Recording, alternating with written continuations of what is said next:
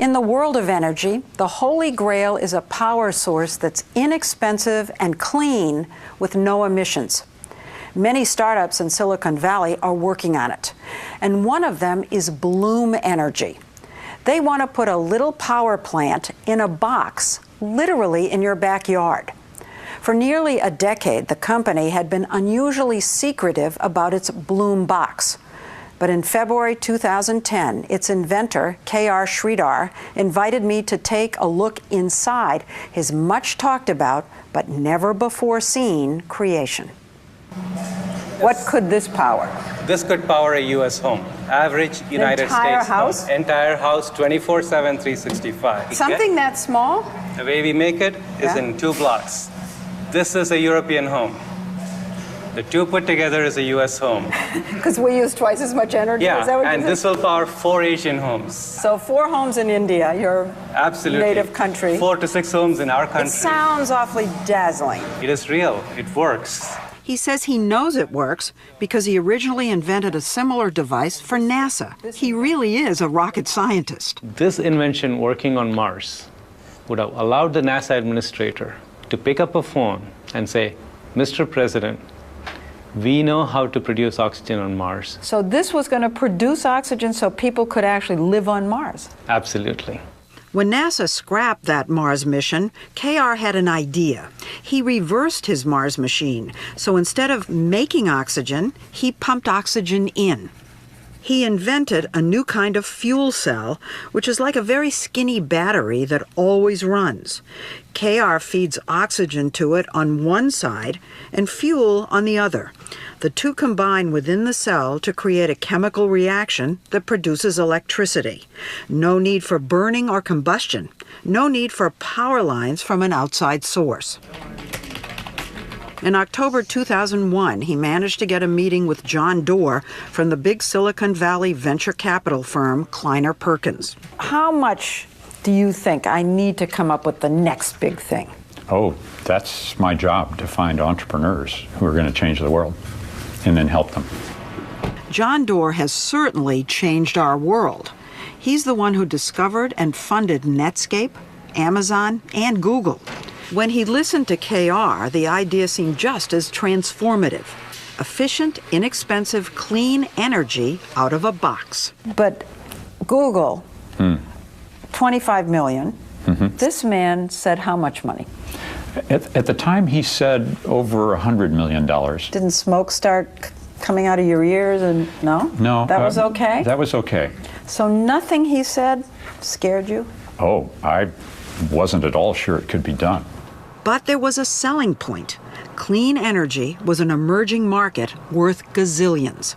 I like to say that the new energy technologies could be the largest economic opportunity of the 21st century. Was this your very first clean energy investment? Yeah. This was the very first. Many followed, and the clean tech revolution in Silicon Valley was off and running, with startups that produce thin, flexible solar panels, harness wind with giant balloons, or develop new fuels from algae. But Bloom is among the most expensive. I heard actually so far, not just from Kleiner Perkins, but total $400 million. You're in the ballpark. In Silicon Valley, every time a company raises over $100 million and they haven't come out with a product yet, everybody starts getting the heebie-jeebies. Michael Kanellis is the editor-in-chief of the website Green Tech Media. How has Bloom gotten to have such an enormously high profile of most of the companies out here? That's the one you hear about. Yeah, you do, and it's a cool idea. You know, they want to almost make instant energy, but they're also kind of sprinkled with stardust. You know, Al Gore talks about them. You see the CEO palling around with Tom Friedman at Davos, so there's a certain whiff of celebrity. You're very skeptical. I can see this, obviously. I'm skeptical, I'm hopeful, but I'm skeptical because people have tried fuel cells for, since the 1830s. Yeah. They're great ideas, right? Just producing energy at an instant. But they're not easy. They're like the divas of industrial equipment. You have to put platinum inside there. You've got to put zirconium. The little plates inside have to work not just for an hour or a day, but they have to work for 30 years, nonstop. And then the box has to be cheap to make. One thing stoking his skepticism, Bloom Energy's K.R. Sridhar has been hyper-secretive. No signs on his building, a cryptic website, and no public progress reports. Given the stealthiness, we were surprised when KR showed us for the very first time how he makes the secret sauce of his fuel cell on the cheap. Actually, I feel like I'm on a cooking show. You're Martha Stewart. Absolutely. So let's take that cooking analogy. Okay. Start with the flour. The flour. Okay? What is that? That is beach sand. It's beach sand? Ocean beaches in multiple continents has this material in abundance. He said he bakes the sand and cuts it into little squares. Okay, so this is beach sand turned magically into a ceramic. Yeah, into a ceramic. And then he coats it with green and black inks that he developed. Okay, is it a secret formula? There is a secret formula. Okay. And you take that and you apply that, you paint that on either side of this white ceramic to get a green layer and a black layer. And that's it?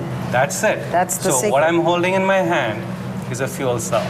This is the fuel cell? It's This skinny, is a fuel skinny, cell. skinny, and this will generate power. This will generate power.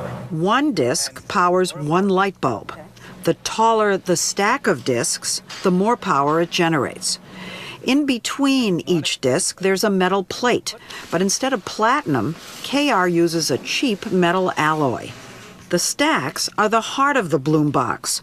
Put 64 of them together, and you get something big enough to power, say, a Starbucks. So this is it? KR offered to give me a sneak peek inside the Bloom box. Nobody has seen this before. Are you going to let me look inside? Absolutely. Okay. Why not? This is, So, go ahead. here we go. Okay. Oh.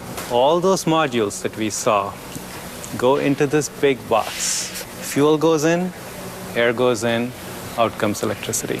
30,000 square foot office building Would have four would have of these. 4 of these things. I see. And the electricity from all 4 will get combined and come out as a single outlet. Wow. And if this were in my house, it would supply the energy for everything. Yes. Air conditioning, heat. This would more than supply. This is much larger. Much larger than what you need. In a Your unit, single-family house. A single-family house would be less than a quarter the size of this box, and it cannot just be in your garage. It can be outside next to your air conditioning unit. Is the Bloom box intended to get rid of the grid? The Bloom box is intended to replace the grid for its customers. It's cheaper than the grid. It's cleaner than the grid. Now, won't the utility companies see this as a threat and try to crush Bloom? No, I think the utility companies will see this as a solution. All they need to do is buy Bloom boxes, put them in the substation or the neighborhood, and sell that electricity.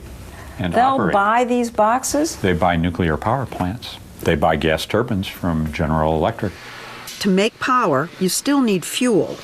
Many past fuel cells failed because they needed expensive pure hydrogen. Not this box. Our system can use fossil fuels, like natural gas. Our system can use renewable fuels, like landfill gas, biogas. Solar? We can use solar. You know, it's very difficult for us to come in here and make an evaluation. How are we supposed to know whether what you're saying is true? Why don't we talk to our first customers? He already has customers. 20 large, well-known companies have quietly bought and are testing Bloom boxes in California. Like FedEx. We were at their hub in Oakland the day Bloom installed their boxes, each one costing $700,000 to $800,000. One reason the companies have signed up is that in California, 20% of the cost is subsidized by the state, and there's a 30% federal tax break because it's a green technology. In other words, the price is cut in half. We have FedEx, we have Walmart. You have Walmart? Absolutely. Staples? Staples. So who was the first? Google was the very first company. Google was the first. Yes. These 4 units have been powering a Google data center for 18 months. They use natural gas, but half as much as would be required for a traditional power plant. KR told us that 3 weeks in at Google, suddenly one of the boxes just stopped. Your heart just drops. Did you panic? For a short while, yes. He fixed that, then there was another incident. The air filters clog up and air is not coming into the system because the highway is kicking dirt. You just flip the system around and the problem is gone. Another company that's bought and is testing the Bloom box so KR can work out the kinks is eBay. Its boxes are on the lawn in the middle of its campus in San Jose. These things fuel almost 15% of the power on this campus. John Donahoe, the CEO of eBay, says its 5 boxes were installed 9 months ago and have already saved the company more than $100,000 in electricity costs. It's been very successful thus far. They've done what they said they would do. eBay's boxes run on biogas made from landfill waste, so they're carbon neutral. Donahoe took us up to the roof to show off the company's more than 3,000 solar panels. But they generate a lot less electricity than the boxes on the lawn. So this on 5 buildings, acres and acres and acres. Yes, the footprint for Bloom is much more efficient. When you average it over 7 days a week, 24 hours a day, the Bloom box puts out 5 times as much power that we can actually use. But not everyone is convinced that even if the technology works, Bloom, that now makes 1 box a day, will ever be able to be as big as its backers say. Going from a few to mass manufacturing is going to be tough. And then making them so people won't run away at the price tag. You know, it needs to be cheaper than solar, it needs to be cheaper than wind. What if he can get the price way down? He claims he can. And if he can, the problem is then GE and Siemens and other conglomerates probably can do the same thing. I mean, they have fuel cell patents. They have research teams that have looked at this. What do you think the chances are that in 10 plus years, you and I will each have a Bloom box in our basements? 20%. But it's going to say GE. Companies that you have bet on, Yes. they haven't all succeeded. Right. I have some famous failures. You have some very famous failures. Yes. This is perhaps the most famous one of all. Dor is praying that Bloom is not the next Segway. As he and KR get ready for the company's official launch, they're pulling out all the stops, including high-profile endorsements. I have seen the technology at work. Yes, that's former Secretary of State Colin Powell. Is this the answer to our energy problems? I think that's too big a claim to make. I think it is part of the transformation of the energy system. But I think the Bloom boxes will make a significant contribution. To make a contribution in KR's mind, Bloom boxes will power not just our richest companies, but remote villages in Africa and all our houses. In 5 to 10 years, we would like to be in every home. How much do you think it's going to cost the average person to have one, to buy one? A unit should cost less than $3,000. You are an idealist. You know, it's about seeing the world as what it can be and not what it is. I see you seeing a Bloom box in the basement of the White House. Absolutely. I would love that to go on the lawn. So forget the basement. You want the Bloom box in the rose garden. Maybe next to that organic vegetable garden. I would be happy with that. Since our report first aired in February 2010, the company told us they've received over 100 new orders, including ones from PG&E, California's largest power company.